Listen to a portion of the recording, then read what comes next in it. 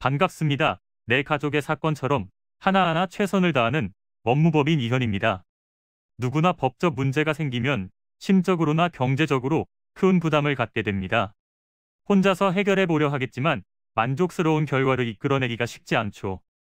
여러분의 정신적인 고통, 금전적인 어려움을 이해하며 이현의 법률 상담 시스템을 통해 도움을 드리고 있습니다. 의뢰인의 문제는 하나의 사건이 아니라 한 사람의 삶이라는 마음으로 면밀하게 분석하여 해결의 실마리를 찾아드리겠습니다. 자, 그럼 오늘의 주제인 사실혼 해소 소송에 대하여 함께 알아볼까요?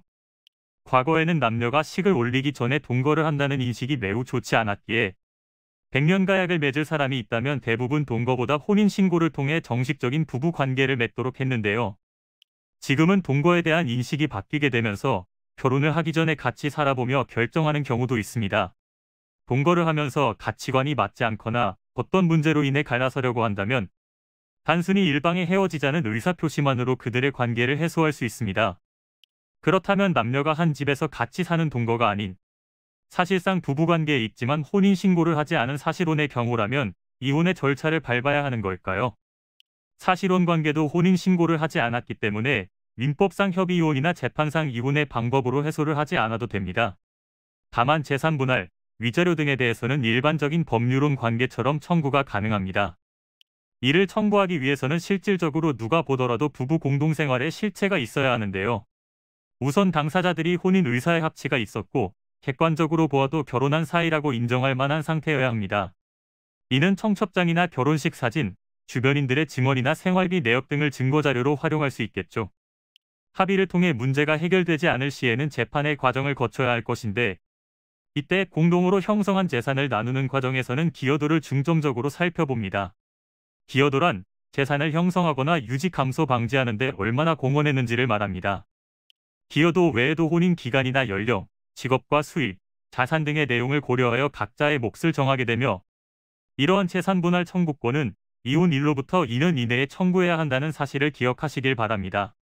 이 밖에도 배우자나 제3자에게 책임이 있는 사유로 혼인관계가 파기된 경우에는 그 사람에게 정신적 고통에 대한 배상인 위자료를 청구할 수 있으며 자녀가 있어 아버지에게 양육비를 청구하려면 인지청구소송을 통해 법적 관계를 만들어야 합니다. 이는 간단히 분석될 문제가 아닌 경우들이 대부분이므로 꼭 법률적인 상담을 받아보는 것이 현명하다고 볼 수 있습니다. 그리고 가능한 한 긴 싸움이 되지 않도록 최대한 빠르게 조치를 취하는 것이 좋습니다. 미루면 미룰수록 사건에 대한 난이도가 높아질 수도 있기 때문이지요. 가벼운 병도 방치를 하면 상당히 무거운 병이 되듯이 이 또한 역시 사전에 바로잡으셔야만 간단한 조치로도 해결할 수 있는 가능성이 높아지는 것입니다. 여러분이 골머리를 앓고 계신 그 사안, 저희 법무법인 이현에게 알려주세요. 이현의 법률 상담 시스템을 통해 든든한 지원군이 되어드리겠습니다. 간혹 변호사가 아닌 사무장 등과 상담하는 줄로 오해하시는 분들이 계시는데 이는 전혀 아니며 저희 법무법인 이현은 변호사와 1대1로 상담이 이루어진다는 점을 다시 한번 꼭 알려드립니다. 저희는 하나의 분야가 아닌 민사, 형사, 가사뿐만 아니라 비송사건 등 모든 것을 추구하고 있는 종합 로펌입니다. 가장 궁금해하시는 사건의 해결 가능성과 해결의 키포인트, 예상되는 문제점과 해결 방안 등을 총망라하여 종합적인 시각으로 안내해드리고 있습니다. 보다 정확한 상담을 위해 전국, 전 지역 상담 접수를 먼저 실시하오니 해당 화면에 보이는 번호로 먼저 연락을 주시면 친절한 안내를 도와드리도록 하겠습니다. 인터넷으로 법무법인 이현을 검색 후 홈페이지를 살펴보시고 와도 좋습니다.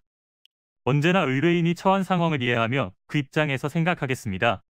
저희는 법무법인 이현이었습니다. 감사합니다.